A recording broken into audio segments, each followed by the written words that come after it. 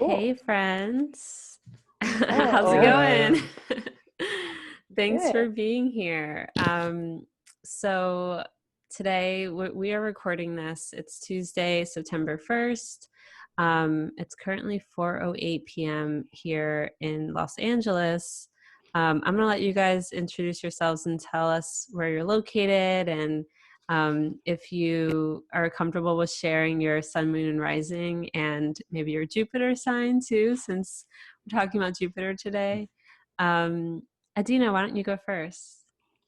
Yeah. All right. So I am Adina Hertzel. You might see me on Instagram and Twitter as @Adina Rising. I am a Scorpio Sun, Taurus Moon, Scorpio Rising. But I swear I have Jupiter qualifications. I have Venus, Mars, and Jupiter all in Sagittarius. So I swear I'm qualified. And yeah, I guess a little about me. I'm located in Dallas, Texas currently, and I am, I'd say, a relatively new, student level astrologer. Been studying for a few years now, pretty seriously, and especially in the last couple of years, really diving in more on the traditional side and really engaging with the astrology community.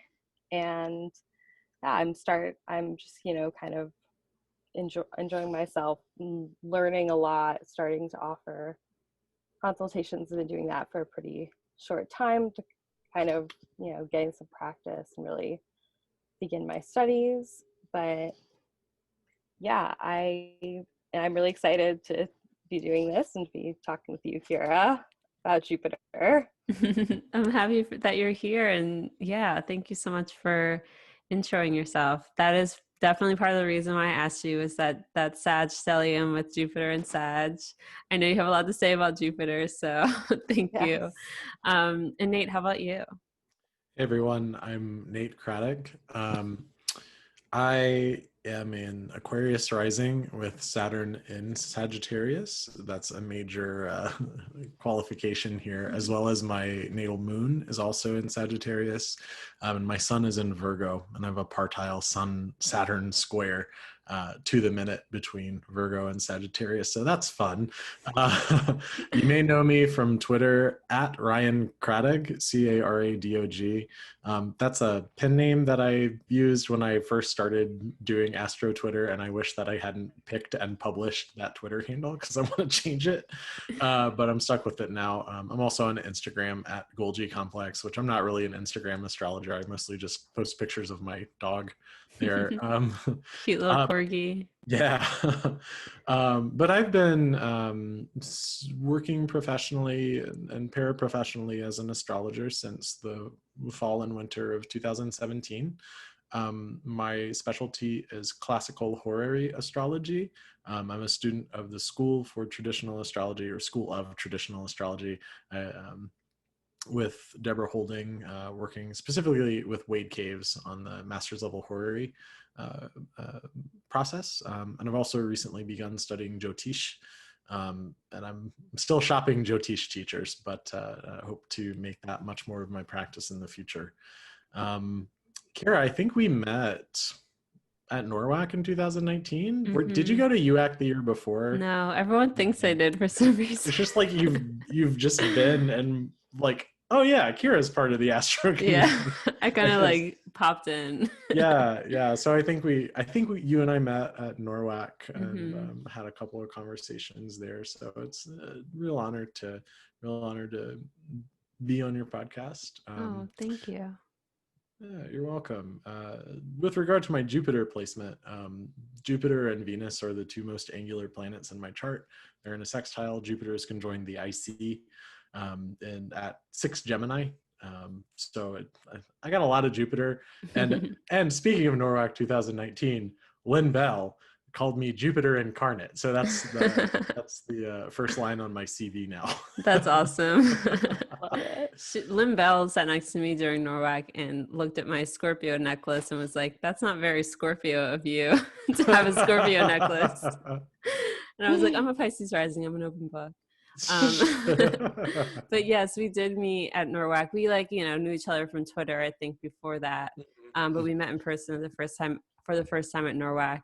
And we both published books under the same publisher and the same series of books. And you did yours on Sag. I know, I always forget about it. Oh yeah, remember that time I wrote 2 books in the space of a month? Yes, you wrote 2 books, that's right. Oh my God. Yeah, so you did yours on Sagittarius. I did mine on Pisces. We both had the Jupiter signs too. And yeah, Adina, you and I met through Twitter. Yeah. Yes. I think we were in a group chat together initially. And I mean, we're still in a group chat together, but yes, we are. It still exists. I don't know why it's like the past. Yeah. And then we got to meet in New York when I visited around my birthday this past year, which was really nice. And it was because that was the first time I kind of met astrology people. We had a lovely lunch with several other that was so much fun. We just like nerded out so hardcore. Should we shout them out? Who we were with? Chelsea, yes, Shannon, who else? Six. And was that just the 5 of us? I'm like, if I'm forgetting someone, I'm gonna feel so bad. But I think it was just the 5 of us. Yeah. That sounds right. Yeah. Super fun. And do you guys know each other at all? Except maybe through Twitter? We've had some interactions. I can't, Adina, I'm so sorry. I can't remember if I've read for you. I feel like I have. Did. Oh yes. You did. Because I'm like, I know you from somewhere, but yes. It must have been in like one of those reading storms, like one of those weeks when I had like 20 clients. Yeah. I apologize. You also read for me under like my real world name, which like a Scorpio, I keep that secret, but it's a different name. That's right. Yeah. Awesome. Sweet. And so Nate, you said you have your Sun and Saturn are square each other? Yep. 3 minutes of distance. Oh my God. On Saturn square. And we both have angular Jupiters in detriment. Yours is on the IC in Gemini, mine's in the 7th house on the descendant in Virgo. Okay, cool. I love this. We have a nice mix of Jupiter signs. And I wanted to ask both of you because like when I think of Jupiter, one of the first words that comes to mind is like faith and belief. And I know like Nate, you obviously like part of your whole career has to do with faith.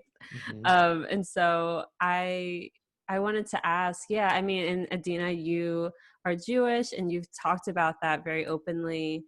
And so I wanted to like talk to you guys about how you see Jupiter in your life as like representing like your faith, or like anything else in your chart, I guess that has to do with that. But yeah, I mean, I don't know if you want me to tell you who to start with, because sometimes there's this weird like you're the host. Go, and then everyone's just like, who's first?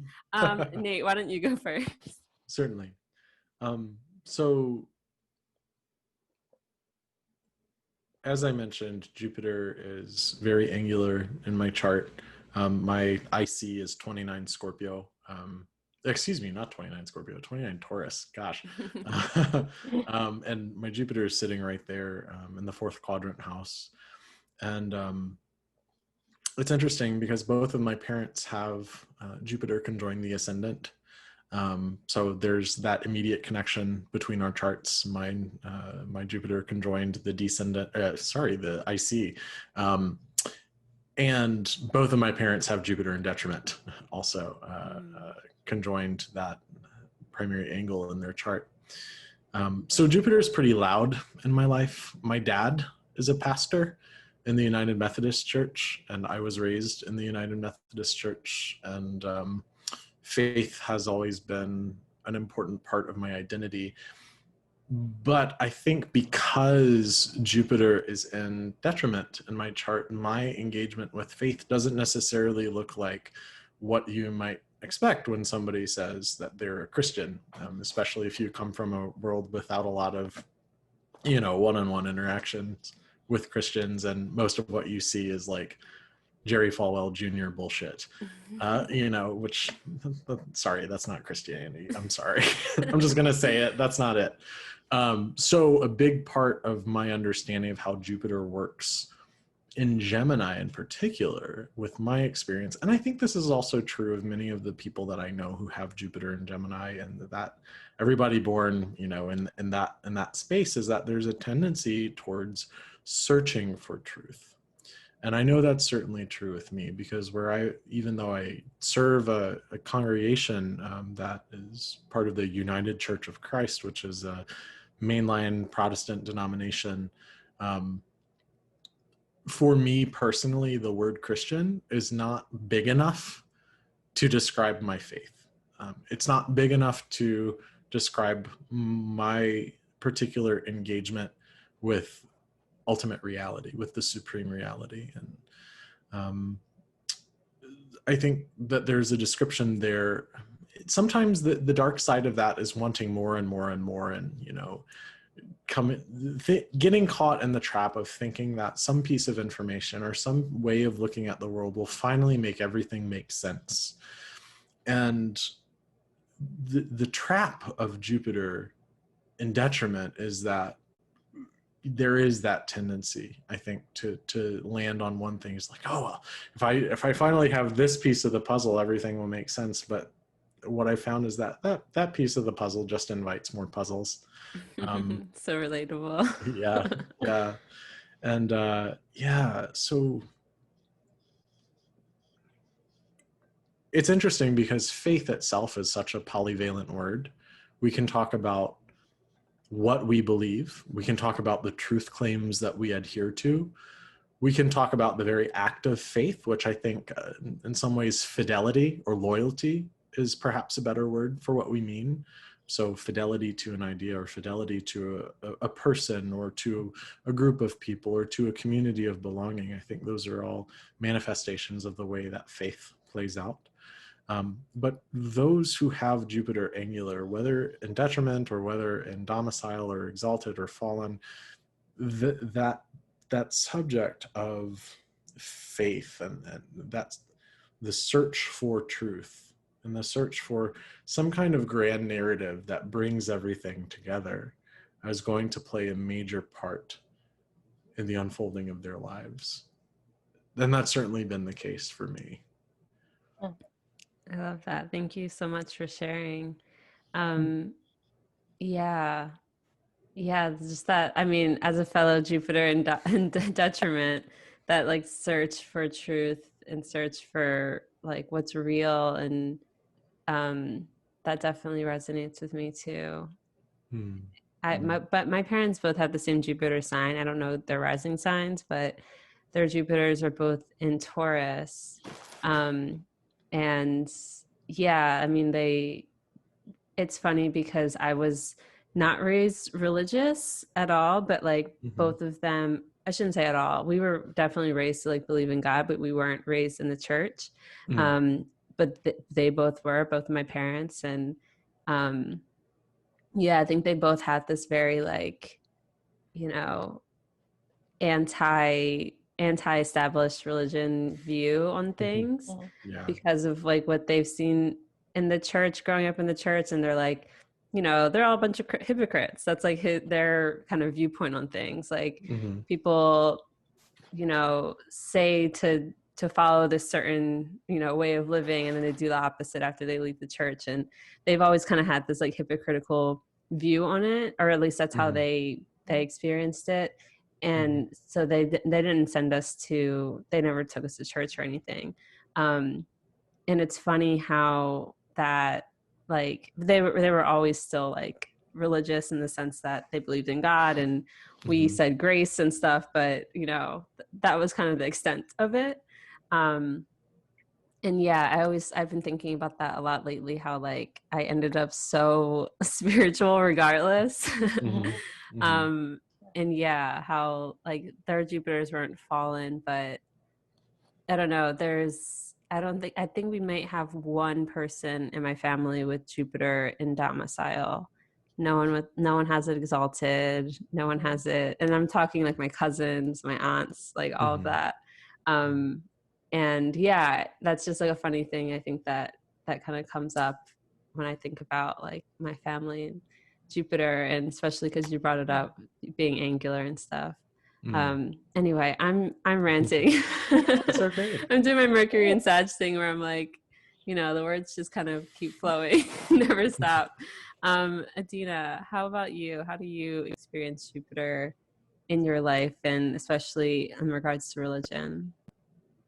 Yeah. So it's really funny. I think it's really interesting because I'm, of course, the only person here who has like a domiciled Jupiter, and also was raised kind of in a religious environment that was very like, so I kind of try to put all of these thoughts into words, but I've been thinking and think a lot in general about Judaism as like a Saturnian religion, and thinking about, like, I remember I just laughed a lot during the Fresh Voices Summit, Zamboni Funk's talk, where I believe he's him pronouns.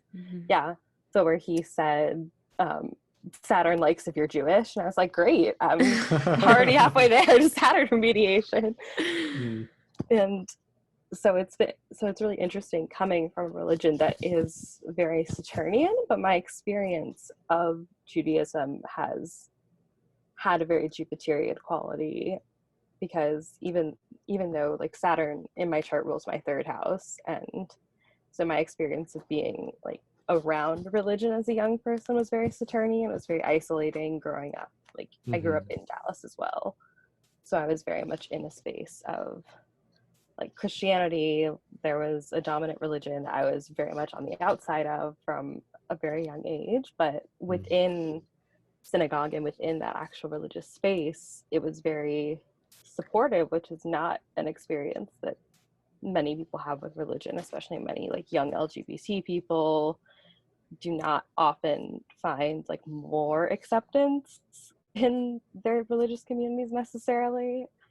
But for me, that has been a hugely supportive space. And I was raised in a very like forward-thinking Reformed Jewish synagogue that was very encouraging of like questioning and just playing with ideas and sort of figuring out, what do you believe?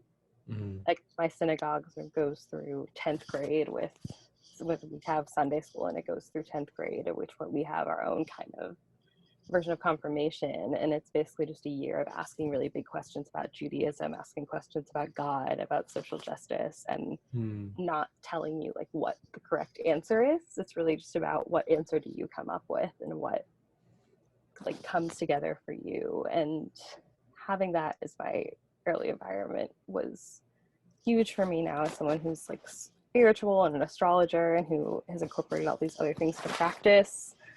That sense of like, debate is fun, it's great for astrology, because we're never going to have answers in astrology, and we don't need to seek them, we don't need to synthesize, we don't need to necessarily put everything together, because it can all coexist and everybody can kind of say their own thing and it can all have meaning. But really that Jupiter, that sanguine quality of Jupiter, like making connections and connecting things, has been a huge part of my life religiously.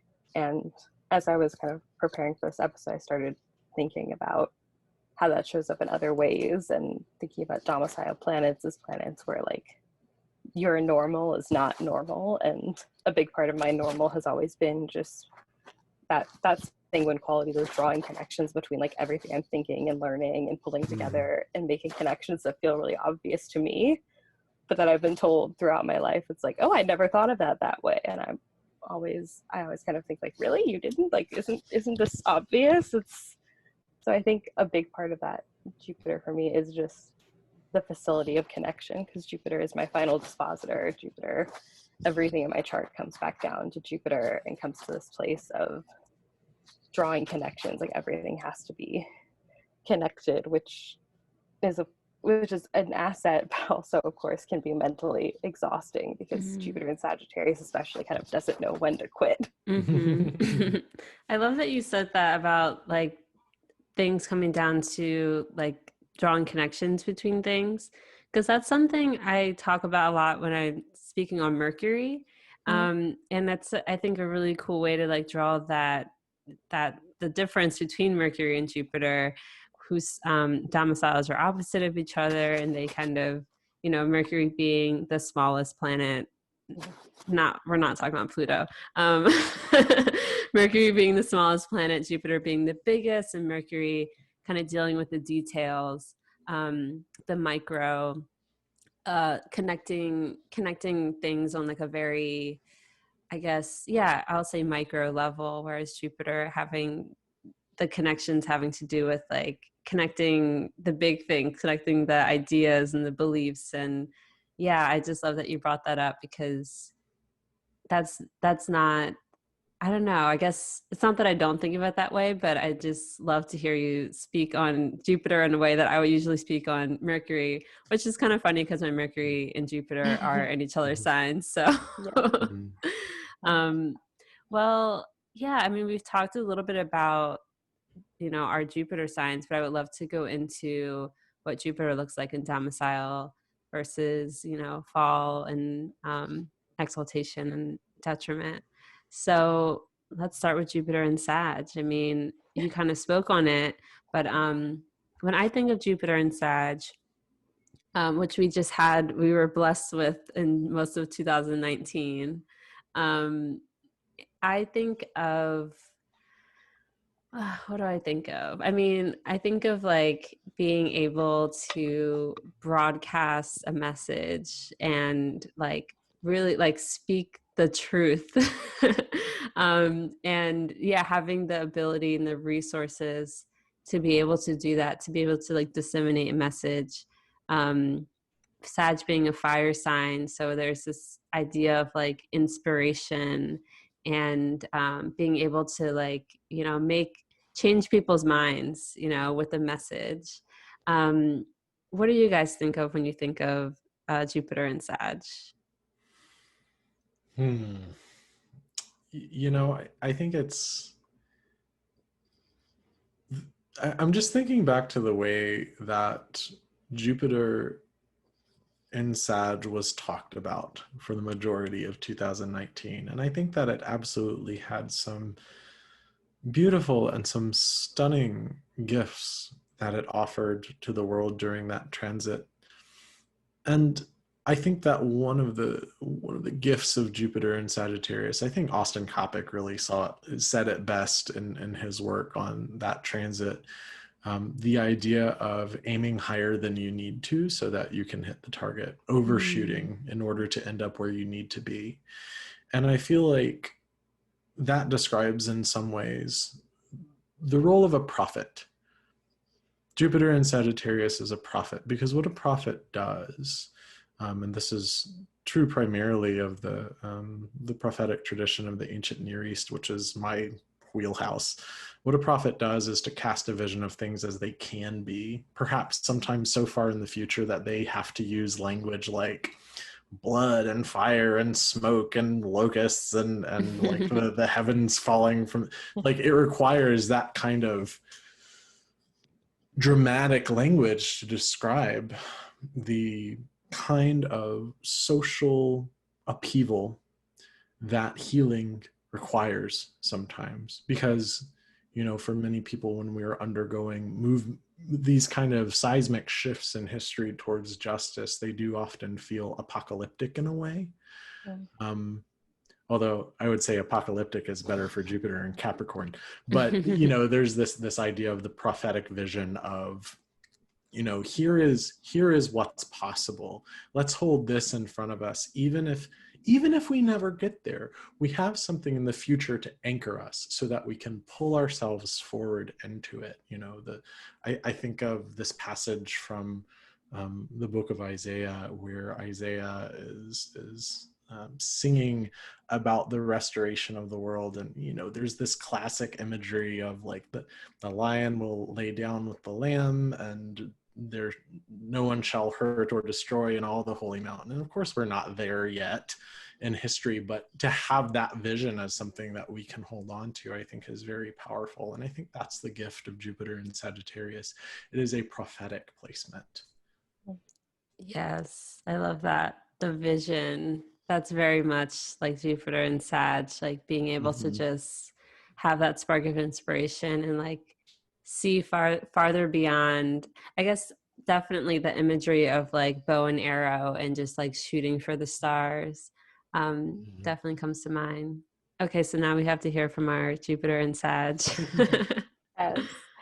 I feel like you both really captured a lot of kind of how I see Jupiter in Sagittarius and my experience. I think one framework I've been thinking about as I was preparing for this and thinking about Jupiter, I was like, Jupiter in Sagittarius is the televangelist Jupiter. It's like the person who, because this is Jupiter in a fire sign, so there's like a lot of loudness here. Like this is not a quiet Jupiter by any means, or a quiet placement. And with Jupiter and Sagittarius, I think it's kind of the idea of being able to convince people with just like the passion and fervor of your ideas. There's a lot of persuasion here. Like you were saying here, like Mercury is the one who's going to work out the details, but Jupiter is where you get excited about the prospect. And Sagittarius, I think, in another kind of image that came to mind was like ideas that spread like wildfire. Like people get excited, people get talking, and Jupiter has all this potential in Sagittarius. There's associations with travel, there's like going into the far reaches of everything to bring back the best ideas, and it's done in a way that's very external.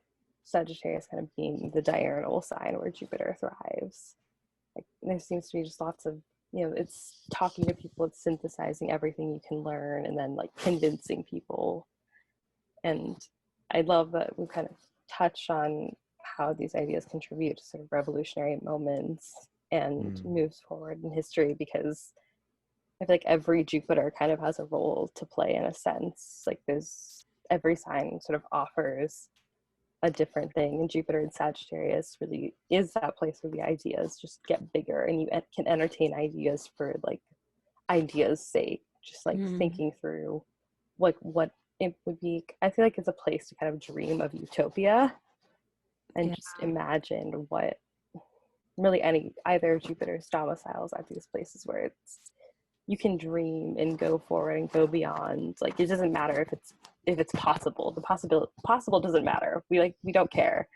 Like what if there was a unicorn? Like what would happen? Yeah. Jupiter and domicile very much is that, like it's uncontained. It's like boundless, and so it can just be as big as it wants to be, which I think is a good segue into talking about Jupiter and Pisces, which I'm like dying to talk about, because this is one of those signs where people who aren't, I guess, like people who learned astrology in the more modern context, more contemporary context, and learned it as Neptune as the ruler of Pisces, I feel like are missing out on so much of what it means to have Jupiter being the planet that rules Pisces, and how Pisces energy is so Jupiterian.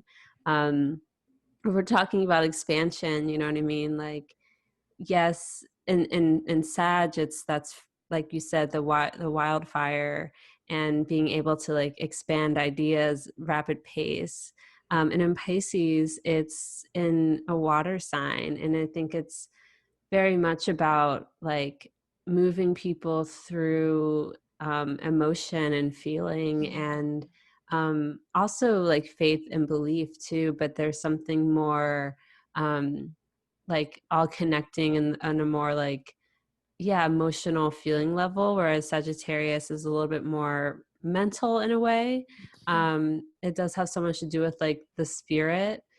And I think, I mean, it is like Pisces, the more nocturnal Jupiter placement, but there's just something about it being a lot more sensual and sensitive. And I think of Jupiter and Pisces people, and they're just like the sweetest, like the most compassionate people. And it's because they can see, they have faith in humanity, they have faith in like people, yeah, I don't know. Someone else talk about Jupiter and Pisces. So I'm getting all like, I'm Pisces rising, and I'm just like getting all like misty eyed about it. I think that what immediately comes to mind for me is, of course, Pisces being Jupiter ruled, but it's also Venus's exaltation, and it's also a water sign. So it's also a double-bodied sign, and it's also a mute sign. And that combination of characteristics, which you would draw from, a source like William Lilly, suggests to me that if we're looking at maybe a Jupiter and Pisces placement, that, to me, it strikes of this idea of non-dual consciousness. In Sanskrit, we would call it Advaita. We could also call it contemplative spirituality. The recognition that the fundamental ground of existence that exists in you also exists in me. And it's not that we are separate, we are two diverse iterations of the one thing that in which we live and move and have our being. And so I think Jupiter, in terms of his expression of Pisces, is going to move more towards the silent, the subtle, and really the contemplative expression of Jupiter, because again, Pisces, nocturnal, mute sign, right? So it's not so much about, hello, I have this idea that can really change the world, but this is like that Pisces energy, that the subtlety and the silence, that is still so fecund. I think abundance is a great word for Jupiter and Pisces. Sorry, I apologize to your listeners for quoting scripture passages, but I'm just going with what's hey, coming this up is a Jupiter intuitively. episode. What, I don't think anyone's expecting anything else. Yeah, but there's this line in the Gospel of John where Jesus says, thieves come only to kill and to steal and destroy, but I have come so that you may have life and have it abundantly. And the word that's recorded there in Greek has this implication of just like a river that's teeming with fish. If you've ever seen salmon running, it's like, where's the river? It's just this heap of salmon, and I think that kind of abundance of diversity of the one thing, this abundance of connectedness with each other, and also that watery, heart-centered, emotive transformation that occurs when you gaze into someone's eyes and they gaze back at you with truly unconditional love, the kind of unconditional love that just cracks you open. Ram Dass talks about how when he met his guru Maharaji, Maharaji looked him in the eye and Ram Dass just started crying, and he cried for 2 days. It was like a door being wrenched open in his heart. And if those of us with Jupiter and Pisces, I think, have a step into that. That comes a little more easily than other Jupiter placements, and I think that's a real gift. Yes. Oh, I'm just thinking about the Jupiter and Pisces people I know, and how, like, yeah, when they can say the littlest things that just, they really do crack you open, and you're just like, wow, oh, that was beautiful. Adina, do you have anything to say about Jupiter and Pisces? Oh, wow, that was like so beautiful, and I'm just like thinking and feeling about it really. And yeah, captures so much of my thoughts as well, because I really, the archetype that kind of came into my mind with Jupiter and Pisces is, it's like the sage rather than somebody who's out in public, with someone who's more withdrawn but knows. And I'm picturing like those people in those moments when someone's been really quiet and you're kind of not sure what's going on in their head, and then they say one thing that is just so profound and synthesizes the whole conversation and can put it all together. Because I'm hopefully going to get this right for all of the like Myers-Briggs and the people I've been thinking a lot about Jupiter and Mercury as this like intuition and sensing pair, because yeah, like with intuition, it's getting information from inside of yourself. It's those connections you make where you take the experience and start to sort of know it through what you know, whereas the sensing function, sensing people are taking in information from the outside world. They use their senses, they take in what is in front of them and sort of put it together. And it's really this, it to me feels very much reminiscent of the Jupiter Mercury dynamic. And with Jupiter and Pisces, you're kind of that introverted intuition. It's really like my knowing comes from within me. It's very like inner well of understanding. There's an inner well of truth and belief. And I really feel like with Jupiter and Pisces, like there's always truth seeking with Jupiter, and with Pisces, I think a lot of that truth does come from the internal, but in the sense that Nate was talking about with the internal connection between all things. That's something that is accessed in a very like quiet inner way, rather than like you go out and you like shake hands with everybody and necessarily you don't necessarily need to talk. It's the looking in the eyes, and the truth is in that relational and interpersonal inner space, and doesn't necessarily need words, because after all, Pisces is mute. Pisces is Mercury's detriment and fall. Like when like what the truth here isn't truth that necessarily needs to be put into words. It needs to be like laid out in a manifesto. It feels almost known in that emotional space. The idea of like I thou relationships, and the idea of God within the God that exists in the relational space, and that those connections are sort of transcend the words, transcend that kind of relationality. I love that so much. The one other thing that kind of comes to mind for me with Jupiter and Pisces is how just like supremely juicy it's so it's like I think about Jupiter being, like you said, Nate, like having to do with abundance, and how I think about Jupiter and like the bounty of, you know, delicious, juicy fruits and, you know, like fruit cheese. I've just moved to California and there's like literal fruit cheese everywhere. And I'm just like, what the hell? This is so cool. And the connection of Jupiter, with like bodily fluids and, you know, the fluids of life. And I think of Jupiter and Pisces as being that like, just like gushiness of like, you know, life. And like, yeah, you don't really, it's hard to kind of describe that, like what it's like to bite into like the juiciest fruit. It's just like being able to like experience life on that very like somatic level. And yeah, that's what I think I just wanted to note for Jupiter and Pisces. Just like it is that juiciness and that like succulence of life that, yeah, I think is often not spoken about, I guess.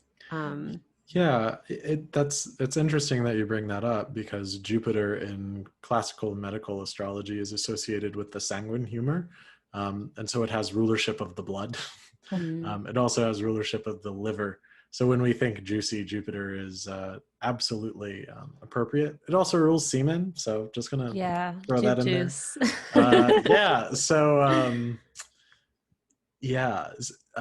This idea of the vital fluid, you know, blood being so important to our existence as humans, and that association, I think, with air as well, is something that, you know, raises the sociability of Jupiter, especially with Jupiter in a water or an air sign, such as Pisces or Gemini or Cancer.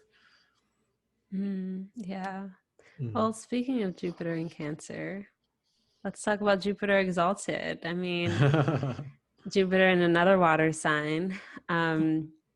And yeah, I mean, Jupiter in Exalted position, I think of just the fact that Cancer is like the perfect environment for Jupiter to be bountiful. I mean, I guess besides, its domicile, it kind of gives, it gives Jupiter that garden almost to just like grow all the things. And it provides this sort of like comfort and nurturing around that. Yeah. What do you guys think of when you think of Jupiter in Cancer? I've been thinking about this a lot, because this was, as I was thinking through it, the exaltation I kind of struggled with the most initially, because for whatever reason, I think I accepted it, but kind of wasn't fully sure how to put it together. But I've been thinking through it a lot for a while, and started to notice this very intimate and interesting connection between Jupiter and the moon in the theme of Mundi, because not only is Jupiter exalted in the sign of the moon, but if you laid out the planets by their joy and overlaid that with the theme of Mundi chart, Jupiter is in the 11th house of a Cancer rising chart, which is Taurus, the moon's exaltation. So I'm sure someone has thought this through, and someone has like come up with some connection, but it's had me thinking a lot about like what Jupiter can offer, because exaltation is such an interesting condition. I think it was Phosphor Astro on Twitter recently said something about how exalted planets do 20% of the work and then get 80% of the credit. Yeah, that's about right. Yeah, it's like they're not like doing everything, but they do one really important thing. And I think what Jupiter can kind of do in the sign of the moon comes back to the moon's association with ritual and with like the things that we do in a ritualistic, regular way, which often involves, religious rituals, feasting, fasting. I think what Jupiter offers here is like the meaning behind it all. And that really all the work is in doing the actual rituals. It's the prep work, it's the things you need, it's doing what Cancer does, creating a good environment, creating support, creating the communities that are needed to sort of practice ritual in many cases. And then Jupiter sort of in Cancer infuses the meaning behind it. It's like, what's the overall philosophical belief? What belief system are we honoring? Like, and it pulls from this natural sort of, this has been my thinking, that it pulls from the ritualistic aspects of the moon and situates that into larger context, larger meaning. And so, yeah, I think with that, Jupiter Cancer offers us with sort of these big ideas that are coming from Jupiter in Pisces and Jupiter in Sagittarius. Like, then what do we do with them is kind of another sort of related way I've seen Jupiter in Cancer and way I think of it, because the moon also has the natural association with the common people. The moon is the people.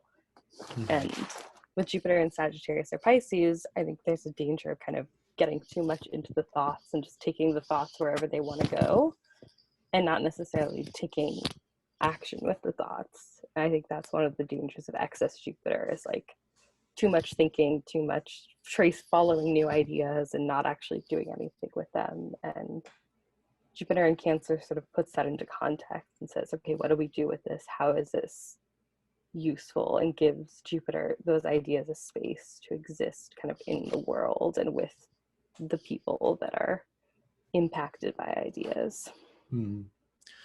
Yeah, I think with Jupiter in Cancer, there are two observations that I think are important. The first is that from in the classical cosmology, classical perspective, the moon rules all bodies. Anything that has a body in the sublunary sphere, so whether plant, animal, bodies of water, even bodies of land, the moon rules all physical forms, especially physical forms of life. And Jupiter is the planet of generation par excellence. So Jupiter is so welcome in Cancer because Jupiter is able to create bodies for the moon to rule and for the moon to bring forward and to shepherd with her tides, with her waxing and her waning. So, you know, in the classical model of an exalted planet as being like the guest of honor in a house, you know, or in a sign, excuse me, the moon loves having Jupiter over, which leads me to the second point, which is that exalted planets can wear out their welcome. Jupiter exalted has a lot of difficulty saying no to things because Jupiter is so great-souled, so magnanimous. He's like, it's fine. A little bit more is not going to hurt anyone. Yeah, just here, you need to eat more. And so Jupiter in Cancer very quickly can become like Amy Poehler's character in Mean Girls. I'm the cool mom, you know. You kids aren't going to drink at that party, are you? Because I would much rather you, if you're going to drink, I would much rather you drink at home. You know, that kind of like over permissive parent. That's something that an exalted benefic. So Venus and Pisces can also do that, but Jupiter and Cancer can tend in that way. I've seen that in a couple of charts I have in mind right now of clients who have Jupiter in Cancer, and they tend towards that kind of excess of generosity that, you know, not to say that that's necessarily a morally bad thing, but sometimes that excess or that extravagance or even that prodigality, I think that's a good word, prodigal, excuse me, lavishing of life and grace and permission and generosity, you know, there's no friction there. So ultimately it's kind of like rotting your teeth, you know. Yeah. That's so interesting. It's hard. I have a hard time. I don't, it's not that I have a hard time delineating Jupiter in Cancer, but like almost everyone I know with Jupiter in Cancer was born in like the late 80s and has Saturn in Capricorn opposite their Jupiter in Cancer. So I know all these people that, you know, have this exalted, beautiful, even like oftentimes day chart Jupiters in Cancer, but it is opposite Saturn in Capricorn, which really definitely like it tempers it a lot and like adds this sort of like responsibility element to it. But yeah, I mean, I think you both said a lot of good things about Jupiter, an exalted Jupiter. I mean, yeah, that just brings like images to my mind of like someone that's just very happy and well fed in like a really lavish bathtub. Like being fed grapes. That's what just came to my mind. So we talked about Jupiter and domicile, Jupiter exalted in Cancer. How about Jupiter in Capricorn, which is what we're dealing with right now? And yes, I do say dealing with. Yeah. Any thoughts? Yeah, this is actually one of my favorite Jupiter placements, and I'm about to temper what I say because, you know, when everything's going well, we don't need faith, we don't need fidelity, we don't need anything to hope for. Everything is going well. Jupiter in Capricorn teaches us how to maintain faith when everything has gone to pot. The image that I've been sitting with during this transit this year is there are actually a couple of photos like this, and those of you who have heard me talk about this in consultations know the story I'm about to tell. But after the end of World War II, there were a number of religious rituals to give thanks for the end of World War II and to start the life of the worshiping community again in various places. And there's this famous photo of a mass being celebrated in the cathedral in Munich, where of course all the priests and the deacons and the acolytes and servers are all in their vestments, and the candles on the altar are lit, and they've got the incense going, and it's, you know, this beautiful liturgy. But the back wall of the cathedral is missing, and all you see in the background is just the ruins of Munich. Now, to the cynics among us, including myself, that carries with it the image of, you know, like, okay, well, shouldn't you be out there helping rebuild? But I think that there's a little bit of optimist in every cynic. And what I think emerges from Jupiter in Capricorn thematically is this kind of prayer amidst ruins, this connection to the prophetic promise of Jupiter in Sagittarius, because of course Jupiter has to go through Sagittarius to get to Capricorn. So we're coming right off of this high and then, fallen Jupiter immediately. And I think that reality check is really important, but it's the message of, yeah, things suck before they get better. The moral arc of the universe is long, but it bends towards justice, and that long fidelity, knowing that even though we may not live to see restoration, we know that it's coming, and we have the responsibility to continue to work towards it.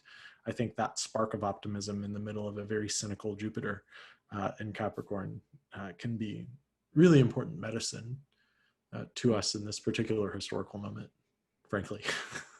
Yes, yeah. Adina, do you have anything to say about? Yeah. This is definitely not just because Jupiter is in Capricorn presently, but it's a very Jupiter in Capricorn moment. And I also spend a lot of time thinking about that sort of passage from Jupiter from Sagittarius into Capricorn through the Saturn signs back into his other domicile in Pisces, and think about, it's kind of the same thing. The Sagittarius is this place of big ideas, and Capricorn is either the consequences, like when Jupiter goes to excess, as Jupiter is prone to do. Jupiter in Capricorn dishes out the consequences, but also there's the sense of, in a way similar but decidedly different from Cancer, it's like, okay, so you have these ideas, what are you going to do with them? How are they actually going to work? Jupiter in Capricorn kind of asks us not just like what we want to think about, but how are we actually going to get there? It's a lot of practical steps and need sort of in some cases temper the ideas to what is possible in the moment, because Capricorn and Saturn's not going to let you expand in the way Jupiter wants to expand.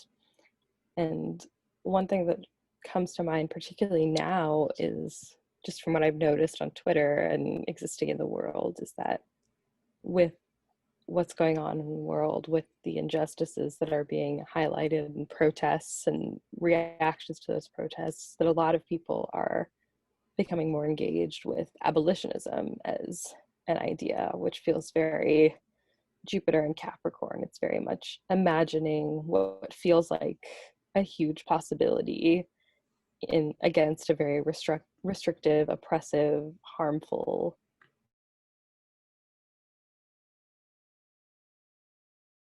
system. I've seen engaging with like the practicalities of abolition, not just the idea that all cops are bastards, which I think Jupiter and Sagittarius can really pick up and spread the idea, like it is among people, the patats, whatever they feel, whatever beliefs about police beliefs about current systems in America, spread these ideas. And Jupiter and Capricorn, I've seen things like infographic explaining what does a neighborhood without police look like, what are the alternatives to the present systems, to policing, to prisons, and a lot more focus on not just, okay, we believe these institutions are corrupt and we need to change something, but then what would those changes look like? And Jupiter and Capricorn does feel like a space to sort of start to imagine, what do those look like? How long is this going to take? What steps are we going to get there? And the recognition that this is a long process and not something that we can just overturn, but then actually having the chance and having a place to think through what are the things that need to happen, what are the barriers, what are the obstacles to the big idea that Jupiter wants to carry through Capricorn. And it is the place after Sagittarius where we encounter those obstacles to our big ideas. Yeah. I mean, I thank you for all that, and especially bringing up like prison abolition. I never made that connection, but I think it's like spot on. Yeah, I mean, Jupiter in Sag last year was such like big dreaming and just like really riding on that high of like, oh, this is so nice. Yeah. And yeah, I mean, like I remember meeting people at Norwalk and we just started to like, you know, minds collabing and dreaming of really big, amazing things. And then, you know, the end of the year comes and it's like, oh shit, how are we going to implement all this? And I look at Jupiter and Capricorn as like it really being, you know, compartmentalized, like Jupiter's expansiveness and bigness being put into a box and really like pared down and asked to like, you know, it's like, okay, you want to do all these things, here's a list of everything that you need to do to like make this happen, and realizing that, you know, you're going to have to leave some things behind, and certain parts of your vision and your goal just like can't happen right away or can't happen at all, and it's this super heavy dose of reality. And yeah, that's why it's in fall in Capricorn. Jupiter wants to be able to be as expansive as possible, like it can be in Pisces and Sag and even Cancer. It's given the nourishment it needs to be expansive, but in Capricorn it's like not just like all of its like nourishment's taken away, but it's also like thrown into a valley and has to like, you know, find its way back up the hill and then get to the top. So yeah, I think I love that what you said about, you know, prison abolition and this being a really great time to, you know, really start to conceive of what that might look like. Because yeah, I mean, imprisonment is a Saturnian thing. And Jupiter, a planet that has a lot to do with freedom. And yeah, in Saturn's sign, I mean, yeah, I don't know. I'm just like sitting with that. That's such a great connection to draw. Do you guys have anything else to say about Jupiter in Capricorn? Maybe just that we're happy it's almost over. Maybe not you, Nate. No, I'm well, I don't know. It's in my 12th right now, and I've just been like 12th housing really hard this year, despite that not being my sign of the year. But yeah, no,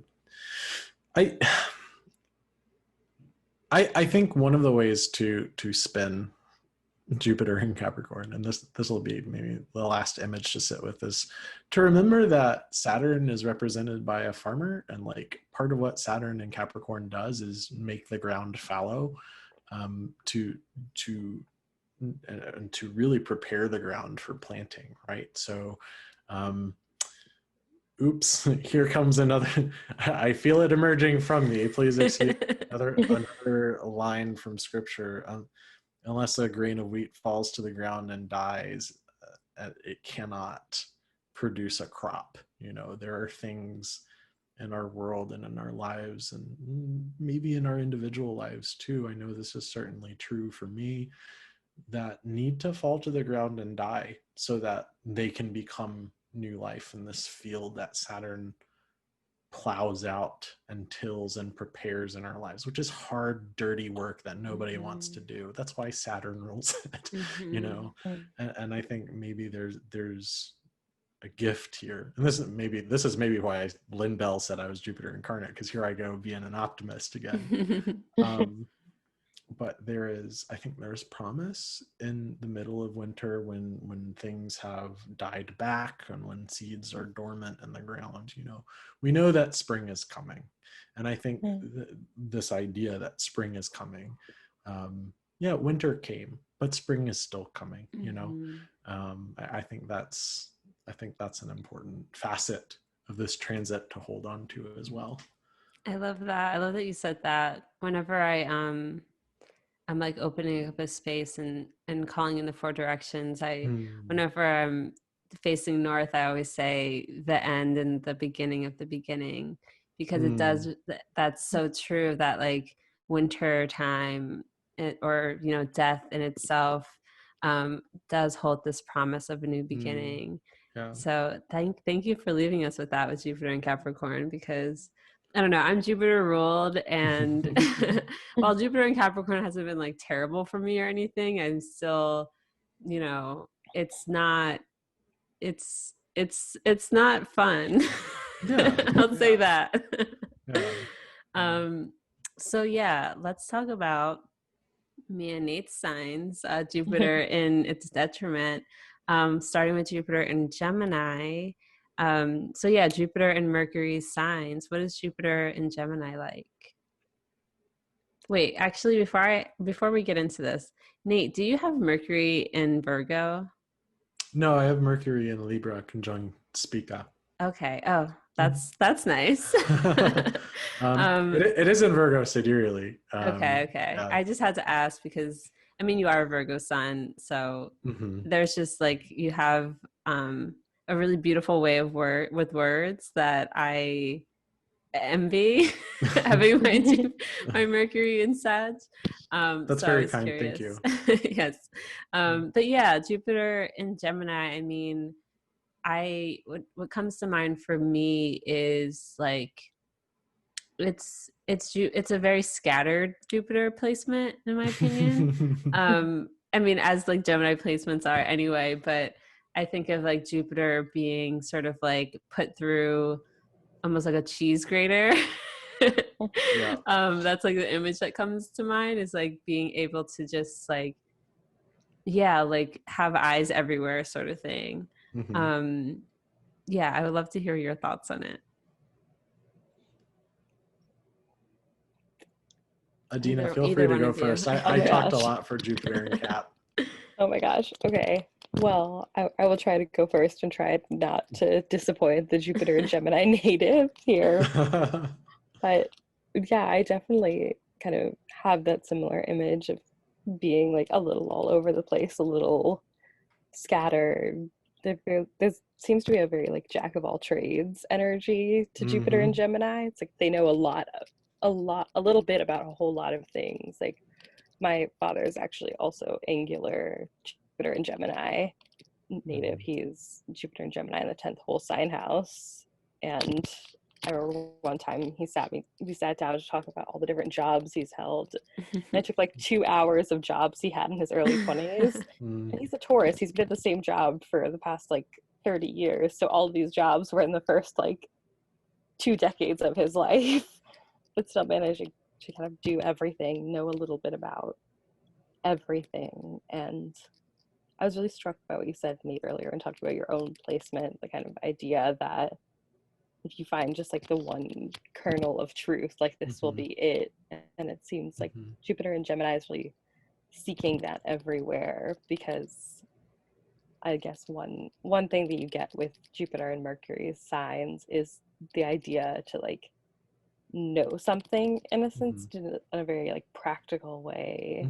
I think this is Jupiter and Virgo almost more so, but really like I need to see it to believe it thing. That there's not just going to be the natural like the excitement will come once there's a few more like little pieces that are revealed. And so I think one thing that can happen with Jupiter and Gemini seems to be just like bouncing between idea to idea and not taking in with as a particularly potentially with a more debilitated Jupiter and Gemini, like there are other afflictions, like not necessarily taking all the time with a particular idea to really flesh it out and to know it completely, or trying to know it only through one lens, through a very mercurial lens, instead of missing the obvious. Because of course Mercury, if Jupiter is the forest, Mercury is the trees. Yeah.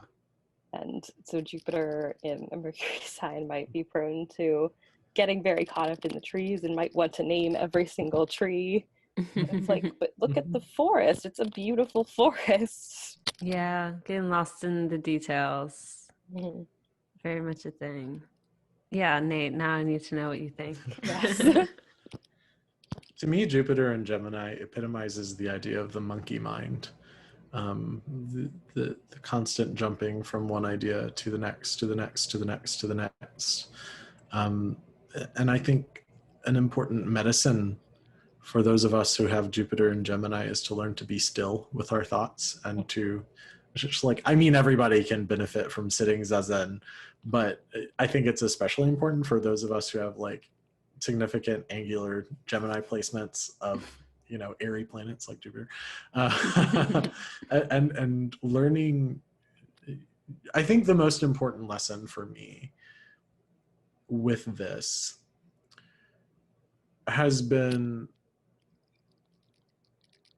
that, you know, the destination in terms of our search for truth is not as much of the point as the search for truth itself actually is. That's the truth. The journey is the truth, not the thing that we think we found that makes everything make sense. You know, I certainly identify with this the notion of having a lot of knowledge in a whole spread of different subject areas, because I think one of the things too that is an interpretive principle,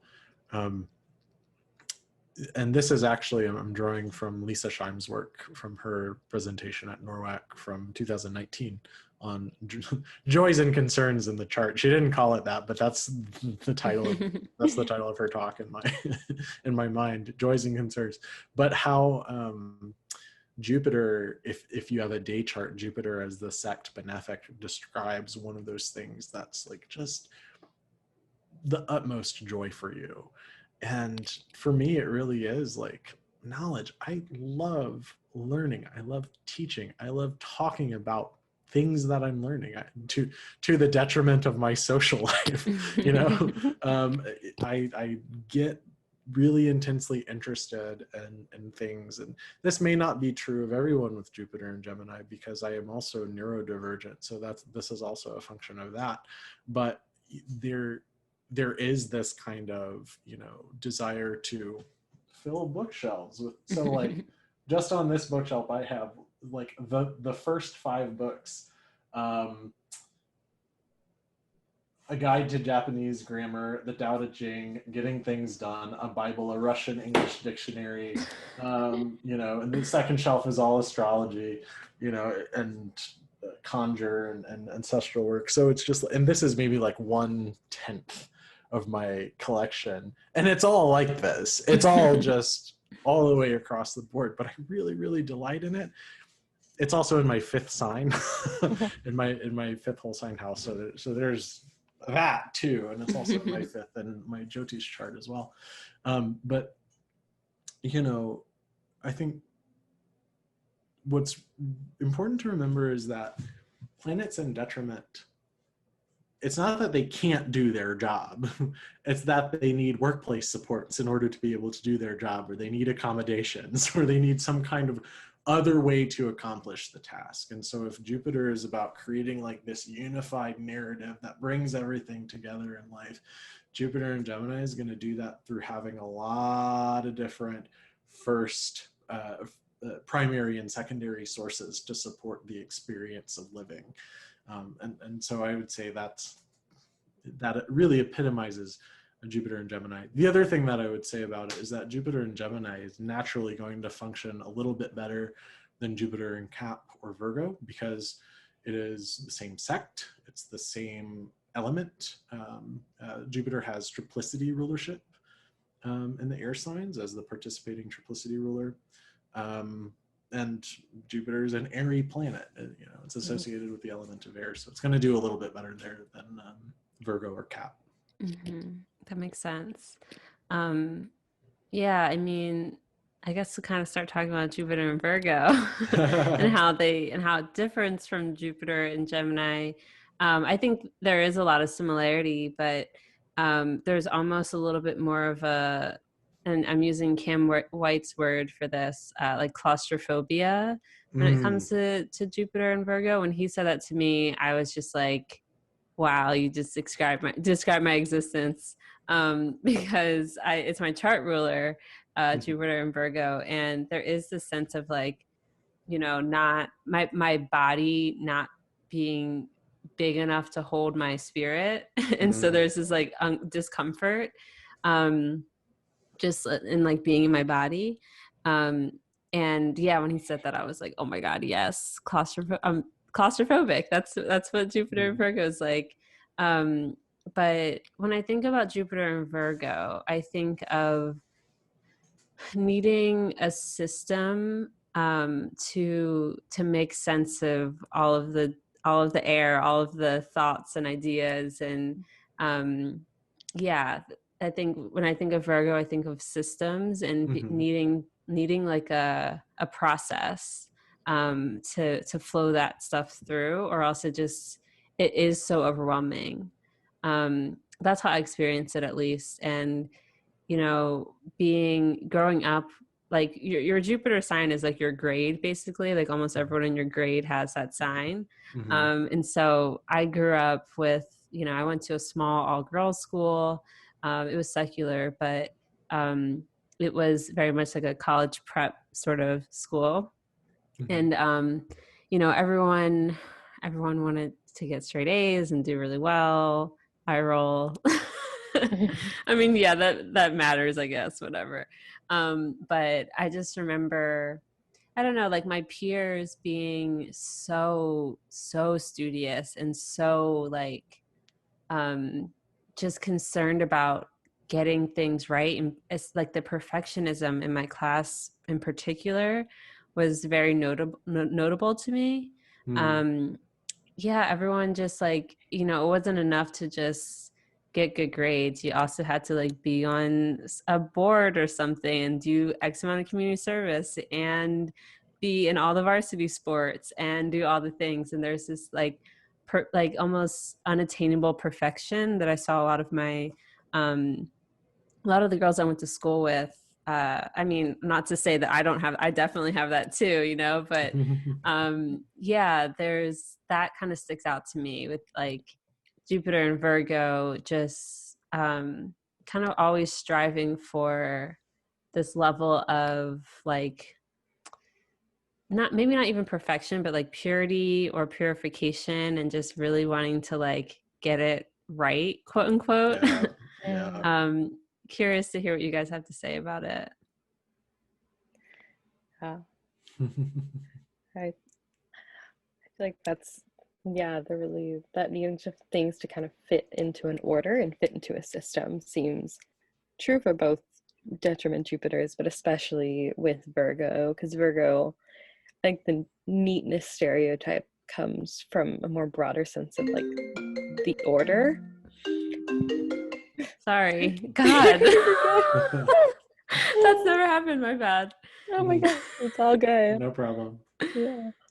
Yeah. I think with Virgo, there is a real need to like have things that are ordered in some sense, and that can manifest externally, but also internally. There's just a discomfort and it's not I don't think it's necessarily like external, because I don't think every Virgo is a neat freak. I don't think every Virgo is obsessed with cleaning their house, but Mercury, especially in an earth sign, just sort of wants everything to make sense, and it's going to struggle when information comes in that doesn't make sense and doesn't fit the system.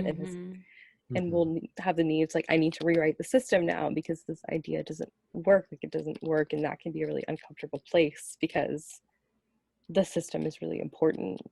Yeah, that definitely resonates. Good, I'm glad. Yeah, and I think a part of this ends up not with Jupiter and Virgo in particular is the skeptic Jupiter, and I don't think he'll be mad at me saying this. He's very open about his chart, but my favorite Sam. is, yes, of course. Who else? And how his entire story was like, this astrology stuff is bullshit and I need to go find out why it's bullshit, and it's now been an astrologer for 30 years. That Jupiter and Virgo is definitely the type, if you tell them something, they'll be like, that doesn't sound right. Like, I don't believe that is correct. Until they've actually seen it work for themselves. Yeah. And it's that really, the skepticism that can be really healthy, because it forces people to actually prove their ideas and pushes back against like the idea of, basically can really push back against anybody who's a charlatan, essentially, because Jupiter and Virgo is going to be like, no, but like, tell me how you got there. Yeah, And if show me someone your work. yes. And if someone can't get there, Jupiter and Virgo is going to be the one to sniff out, like, you're just making shit up. Yeah. Of course, there's when that skepticism sort of continues, you get, you know, a person who won't believe anything and doesn't, and will just reject it because I don't know that there's any kind of belief that doesn't involve some measure of faith in some core principle, even if it's just like the definition of the word that we all supposedly agree on. So there needs to be some buy-in to believe wholeheartedly in anything. And like the danger with Jupiter in Virgo can be that looking too far to pick the belief apart so that nothing can be just immersed in the way Jupiter and Pisces we talked about with the immersion, those water metaphors that Jupiter and Virgo will really dry that out. Yeah. Virgo is the ruler of the intestines, and Virgo digests Jupiter. Yes. I think, you know, since we brought him up, I think it's also interesting just to note that Sam coming to astrology was after his atheist phase, which was also after his fundamentalist, what was his tradition? Missionary Baptist preacher phase as a teenager. And so I think one of the great descriptors for Jupiter in Virgo, or one of the great ways to think about it, is like the systematic approach to the numinous. In my day job, we call this systematic theology. You know, like, well, here's truth claim A, here's truth claim B, here's what the text says, here's how they line up systematically, and creating this kind of like rigorous theological reasoning.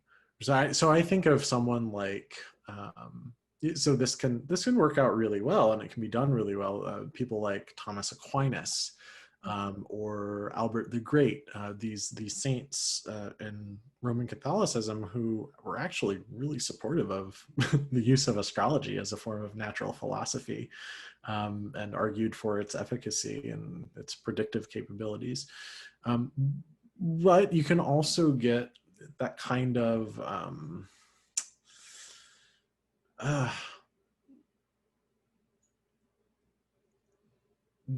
the kind of person who, I don't know why Inspector Javert from Les Mis just came to mind, but this kind of person who gets an idea of like, no, this is the way it's supposed to be, because I figured it out and I've done the math and I have the receipts. Thank you. This is how the world works. However, Virgo is also a mutable sign, which means that it can change. And a great example of this would be my mother. She has Jupiter conjoined to the ascendant in Virgo, ruling her sun in Sagittarius, actually. So not only am I a permanent Saturn transit to my mother's sun, which is just great fun, but, you know, like a big part of her story was like coming around on Harry Potter, you know, because she was Southern Baptist growing up, very conservative, like, no, this is how it works. But just, I think what Jupiter in Virgo has the benefit of, and I think this is true of Jupiter in Gemini as well, is that Jupiter can learn, that Jupiter can grow, because it is a mutable sign. And maybe in Virgo, Jupiter needs to like grow downward and to put out broader roots, and maybe find some different water sources to draw on, you know, if we're going with the roots metaphor. But that's still a form of growth. That's still a form of expansion, you know, and that's going to come through material experience, I think. You know, the lived reality is Jupiter and Virgo's greatest teacher. Hell yeah. I love that so much. I love the like grow downward and establish roots. That hits for sure. Yeah, and like another thing that comes up for me when I think about Jupiter and detriment is being able to hold many different truths. Like Yeah, I think of just like the people with heavy mutable placements in general, but especially like I find this with Jupiter in Mercury sign, or even Mercury and Jupiter signs, where Mhm. you can see both and hold both and like you don't necessarily have to, you know, go with one or the other. It's like being Mhm. able to see the big picture and the details at the same time. Mhm. um I kind of see that as like a superpower of mine, because I do Yeah. have that mutual reception too. Mhm. But yeah, that's something I kind of see as like a big benefit of Jupiter in detriment.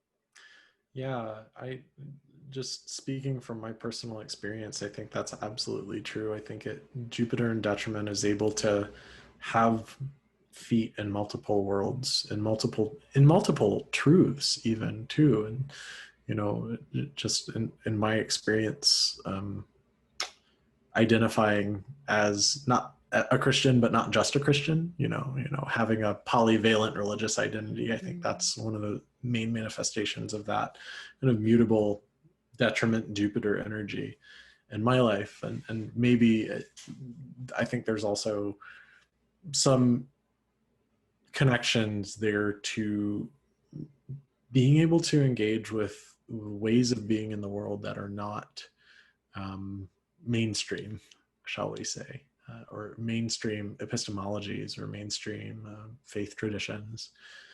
It's got to be something that goes through the back door. It's got to have that kind of accommodation or that kind of adaptation that a planet in detriment needs in order to be able to do what it promises. Snaps to that. I love I love this conversation. I'm thinking about kind of the opposite experience of Jupiter in domicile, that with Mm, the benefit of Jupiter in detriment being able to hold these both ands, these dialectics.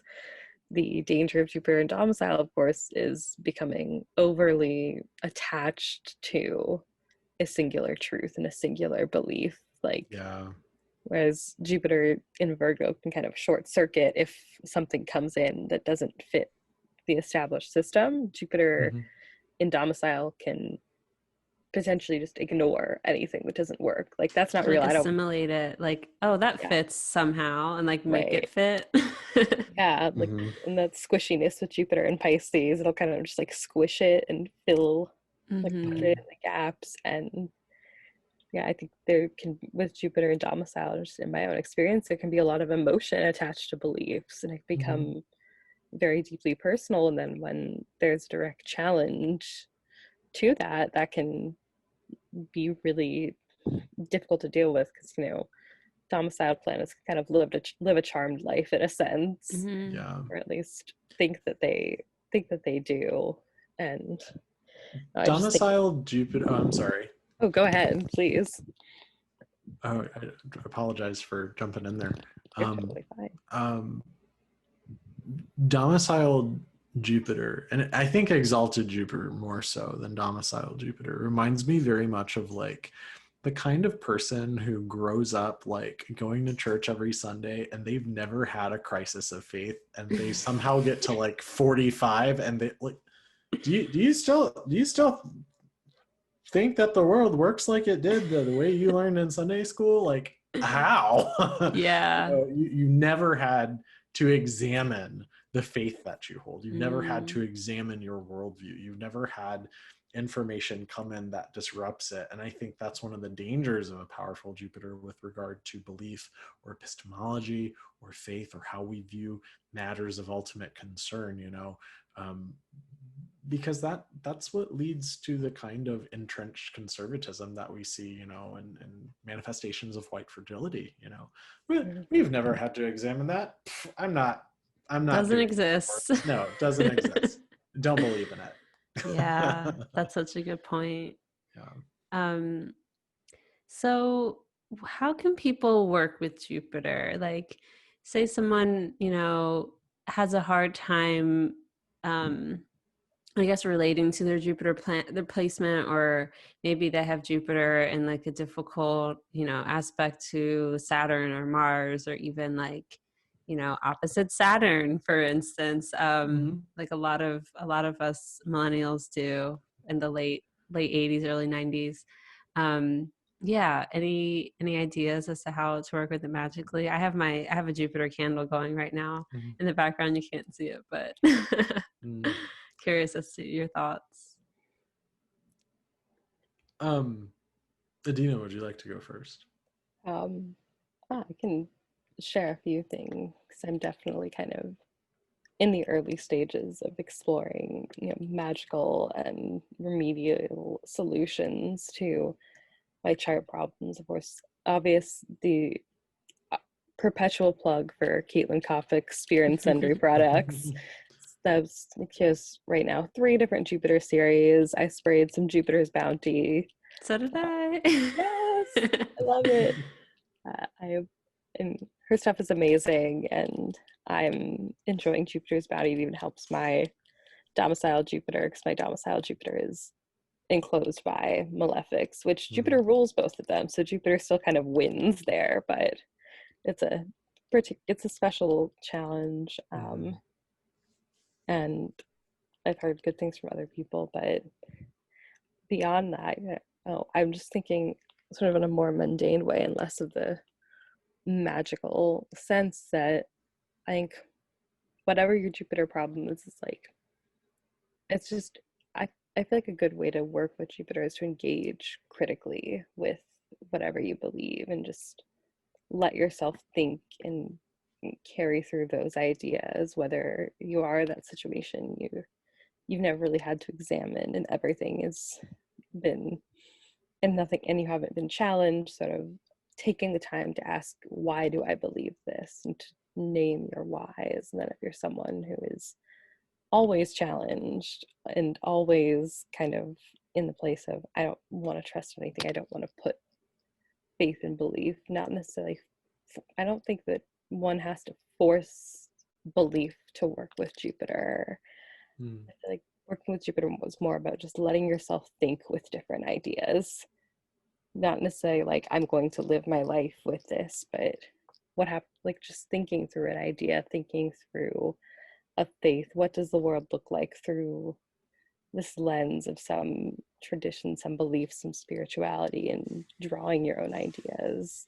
I feel like Jupiter, there's a real opportunity to kind of decide what we believe, independent of what we're told to believe, and really creating space to explore that and allow that curiosity for, what do I actually believe? What is my experience of the world, of myself, of other people tell me in an overarching way? Yeah, I love that. yeah, Thank you. Beautiful.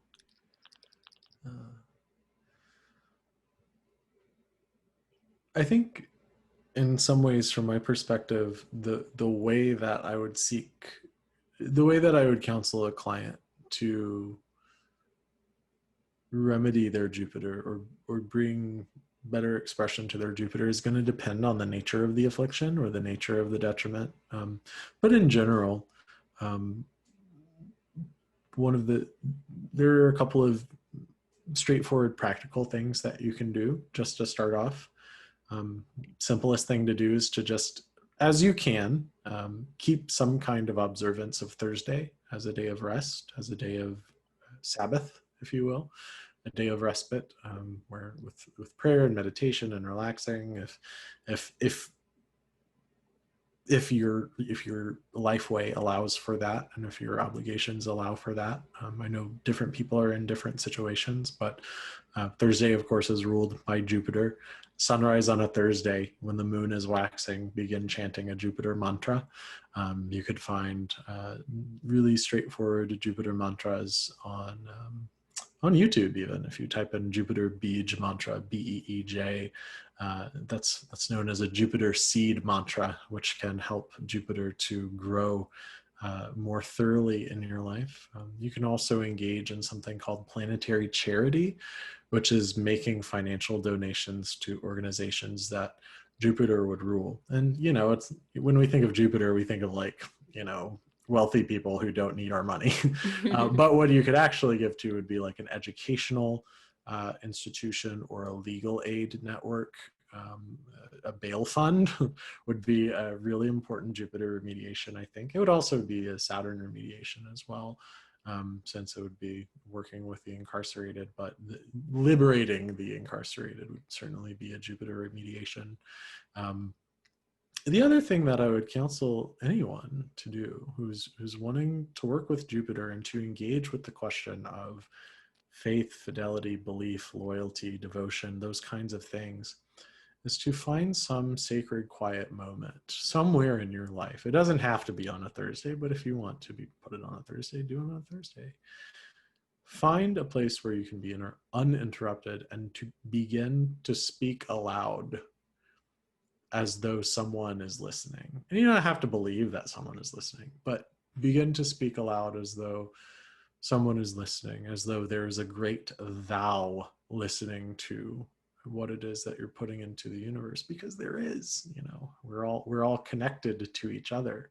And so even if there's no human in front of you, there may be some kind of other than human. And I don't just mean like a spirit or something. I mean like a cricket in your wall who may hear what you're saying, or a spider crawling down the wall, or like a plant in your yard. The threads of life that weave us together connect us all as part of this one thing. And that's what Jupiter is really about, is about this holistic engagement with all of reality, with the supreme reality. That the separation between us is an illusion. What it is abundant diversity of the one thing. And that's the same heart, the same spark of the divine that beats in us all. And you don't have to believe in God. You don't even have to believe in the spirit world to engage in this, but to speak aloud like someone is listening, I think is good medicine for the soul. And I think it's a great way to begin cultivating relationship with Jupiter. Wow. Like, I don't want to say anything else because I want to just end on that, but I do have one more point, I guess. Sure. What came to mind for me in terms of like working with Jupiter is a gratitude practice. And I think that's how it's a really good way to cultivate like more Jupiter blessings in your life. If you are very purposefully, thankful of the blessings that you have. And that's like every little thing from like, earlier I saw a little gecko outside and that made me really happy. And I'm like, just thankful for the geckos and thankful that there's roses in the driveway where I'm staying right now. And I can like walk past them and smell them. Just like really cultivating a practice of gratitude. And then also, giving as well, and giving in any little way that you can. I think that will let Jupiter know that you're trying to vibe, you're trying to get on that vibe. And because Jupiter is a greater benefic. It is that planet that gives us those big wins. And for me, I found that especially when I was having a big Jupiter transit last year, that cultivating just like constantly saying thank you and constantly being grateful of everything that I was receiving kind of just helped it continue to grow. And so, that's, I guess, what I would suggest. And also wear blue on Thursdays, wear golds, purples. I think, I don't know, is Jupiter also associated with white? Yeah, and Western magic tradition, Jupiter is associated with white as well. Okay. In the Vedic tradition, Jupiter is associated with yellow, I believe. Okay. Yellow topaz is the stone of Jupiter, but check with a Jyotish practitioner before you do any of the specifically Vedic remediations, because your Jupiter's issues may be completely different. Yes, from exactly. That perspective. Yeah. Do you guys have any other like things that you want to share about Jupiter before we close out? We did talk about it for like an hour and a half, so if you don't, Yeah. that's okay. Just wanted to give that space. Awesome. Well, thank you both so much for this super enriching conversation about Jupiter, my ruling planet, who I love so much. I'm really happy we got like, you know, 2 Jupiter in detriments, a Jupiter in domicile. We got a really, and all mutable too. So we got a really good, you know, a lot of really good, I guess, perspectives on it. So let's let people know how they can find you and learn more about your practice. Adina, why don't you go first? Yeah, so I'm on Twitter and Instagram primarily. I spend a lot more time on Twitter. I try to be one of those smart Instagram people, and it's a struggle, but I'm at Adina Rising. I also have a website, adinahertzel.space. I'm starting to post some more blog posts there and getting over my fear of putting words out there. And hopefully by the time this airs, there will be at least a few things there you can read and read about what I do, book a consultation with me. I'm still doing them at a minimum donation rate because I'm, you know, gaining more experience with actually doing consulting astrology rather than just reading and talking about astrology all the time. So yeah, find me on social media, interact with me on Twitter. I post smart things sometimes, post a lot of silly things. A lot of really smart things too. And I can vouch for your readings. I had like you gave me like kind of a text reading once, and it was so good. So yeah, definitely check Adina out. And Nate, how about you? Yeah, you can find me via Twitter at Ryan Craddock, Caradog. My website is soulfriendastrology.com. I have a blog. I've been a little iffy about maintaining it because a lot of my content creation energy goes to my day job. But you know, if you're interested in hearing what it sounds like when an astrologer preaches a Sunday service, you can you can check out my congregation, www.fccbc.org, and there's a live streaming link for all of our broadcasts there. I offer astrological consultations, natal and horary election. I'm starting to do a little bit of synastry. I also have a perpetual sale running, and the discount code is somewhere on my Twitter, so you got to go find it. But if you find it, it's a perpetual sale, and it's like almost half off of my rates. I gotta find that. Yeah, Jupiterian generosity. Yeah, true. Kirah, when is this coming out? It's coming out at the end of September. End of September. Okay, Yeah. so my part 1 of my classical predictive astrology workshop will have already taken place. That one is on primary directions, but part 2 will be early October. So check my website and my Twitter feed for that. We'll be looking at advanced perfections as a secondary technique for classical predictive astrology, and hope to see many of you there. Awesome. Yes, definitely check Nate out in his classes. Thank you both so much for doing this. I'm so excited to share it with the world. Thank you for having us. It's been a real pleasure. Thank you. Thank you so much. This was a wonderful conversation.